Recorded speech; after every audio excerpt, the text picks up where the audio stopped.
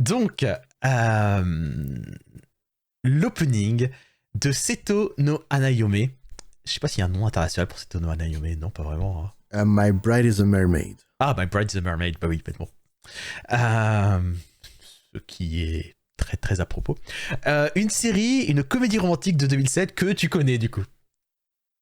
Ah oui, effectivement, je suis familier avec. Bah écoute, tu vois, je parlais de comédie romantique que j'aime beaucoup. On est dedans aussi. Je pense que je l'ai vu au moins 2 fois, cette Hanayome. Et puis, toujours voir ce genre de vidéos me donne envie de le revoir, en fait. C'est une série que j'ai beaucoup appréciée.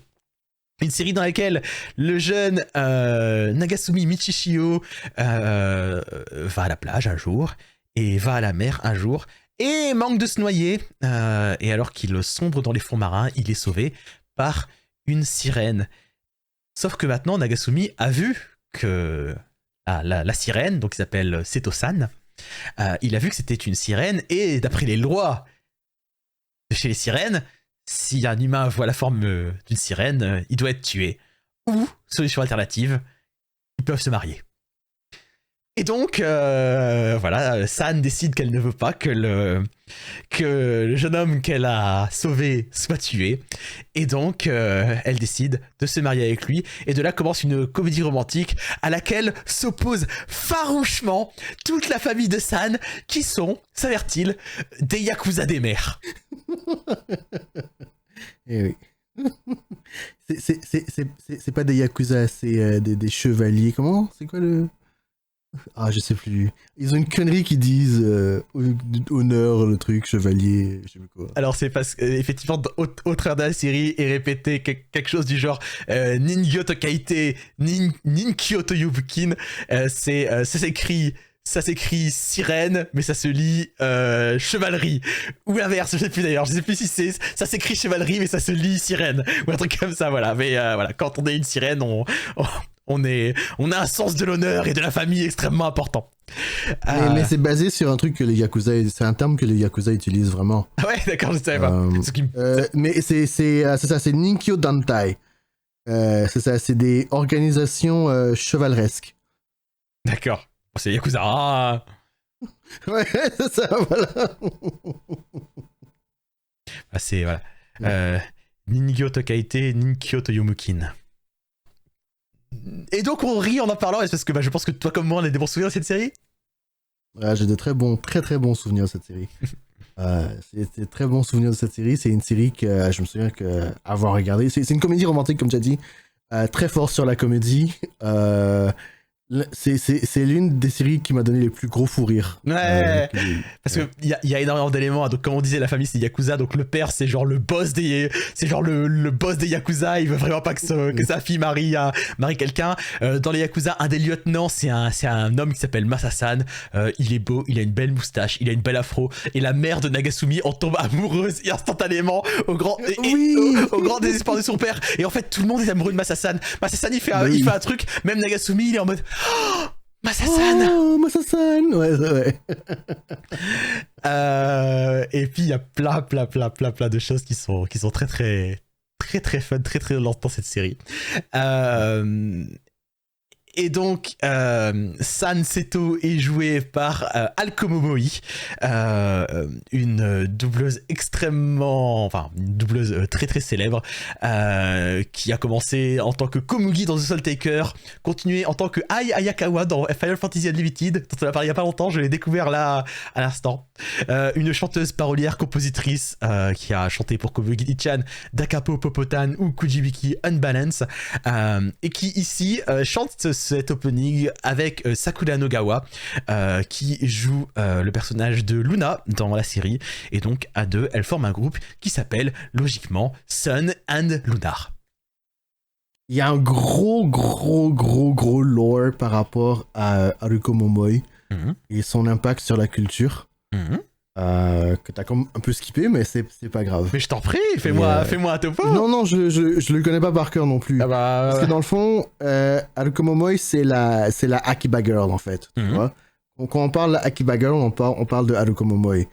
Elle a fait beaucoup de choses pour la culture otaku. apparaître. Ça veut dire, oui, en fait, elle est devenue doubleuse, mais doubleuse, c'est après avoir fait ce truc de culture d'otaku, en fait. Tu vois. Mais je connais pas le lore par cœur, donc je pourrais pas te le citer. Il me semble qu'elle a fini par sortir une autobiographie qui a été adaptée en drama, tu vois, donc...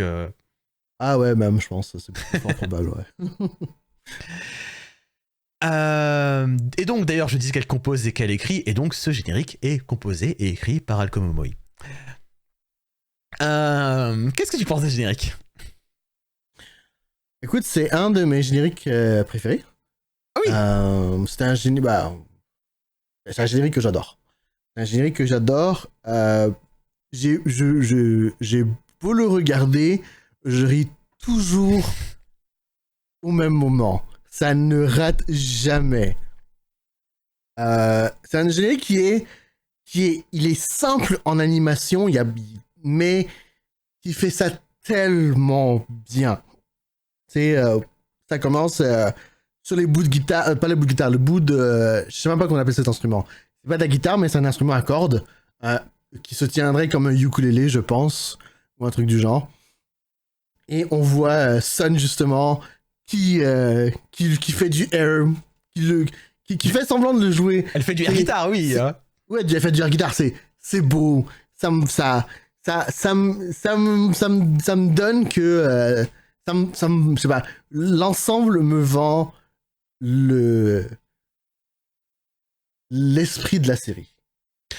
L'ensemble vend très très bien l'esprit de la série, hein, effectivement. Hein, déjà, tu vois des personnages qu'on te rend quand même immédiatement sympathiques. Hein, tu as à la fois San et Nagasumi qui sont quand même vraiment au cœur de générique, parce que t'as vraiment tout le bout au début où c'est fun. Tu as le pré-refrain où d'un coup ça passe un peu sur... enfin, même pas sur le pré-refrain, mais voilà, on te montre ensuite un peu toute la famille, tout ça, mais on te les montre genre c'est un groupe de musique qui font ensemble de la musique. Oui. Il joue sur le morceau. C'est ça, il joue sur le morceau jusqu'au moment où le père il craque en fait. Il dit il n'en peut plus parce que le père il déteste Nagasumi et c'est drôle parce que justement ça, tu les vois jouer le jeu au tout début. Et puis il craque, il dit non, j'en peux plus. C'est ça. Il balance ça.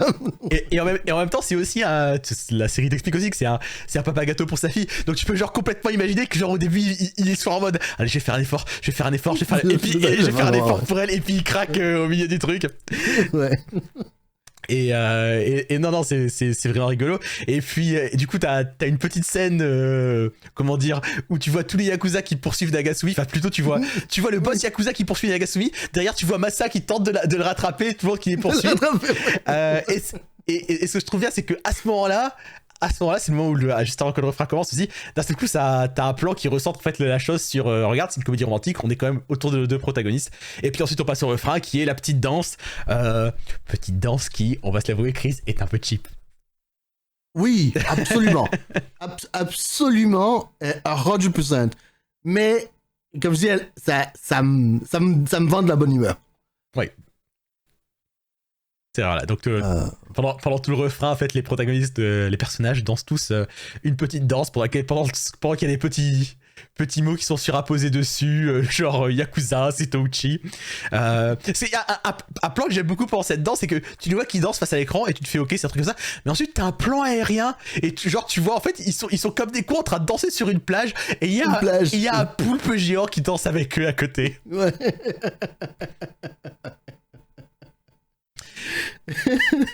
C'est un opening qui aspire la bonne humeur. C'est un opening qui te dit que ça va être une série fun et que c'est un opening qui arrive déjà à te dire que ça va être une série drôle, quoi. Et c'est une vraie série drôle, quoi. Moi, en plus, il y a aujourd'hui, j'ai des bouts de la série dont je me souviens, et je me souviens des trois en fait. Je me souviens à la fois qu'il y avait des moments vachement mignons entre les protagonistes. Je me souviens de sa comédie à base de genre le héros qui soit est complètement désespéré, soit qu'au contraire devient d'un seul coup ultra viril, ultra baraqué et tout. Parce qu'il prend d'un coup une tronche de quel survivant. Et je me souviens de super chansons. Au milieu, il y a des chansons. Il y a un moment où, quand la rivale de Sal apparaît, ils font un duel de chansons. Et j'aime beaucoup les chansons qui sont chantées pendant. Il y a une chanson les chansons de la série sont cool. Il y a une chanson par Momoi qui s'appelle Your Gravitation que j'aime vraiment beaucoup. Et du coup, en fait, voilà, j'ai des bons souvenirs vraiment de tous les heures de la série, quoi. Du coup, bah, et ce que fait cet opening, c'est me les renvoyer à la figure. Et j'aime ça parce que, ouais, c'est comment ne pas être enthousiaste. Comment ne pas être enthousiaste, vraiment. Comment ne pas être enthousiaste parce qu'on y va. Ah non, voilà. Bon, en fait, on en a pas vraiment beaucoup parlé de la musique, mais la musique de... Comment s'appelle cette chanson? Ça s'appelle Summer... Non. Romantic Summer. Romantic Summer. Romantic Summer, elle est super fun comme chanson aussi. C'est ça. Watashi wa romantiku. Je suis romantique. Ouais. Tu es aussi romantique. Tout le monde est romantique. Tout le monde est romantique, ouais. Non, j'aime beaucoup ce générique. Voilà, c'est ça. Voilà. On pourra le classer? Oui, classons-le, vas-y. Nous sommes tous de romantiku. Summer. Mais où est-ce qu'on met le Romantic Summer?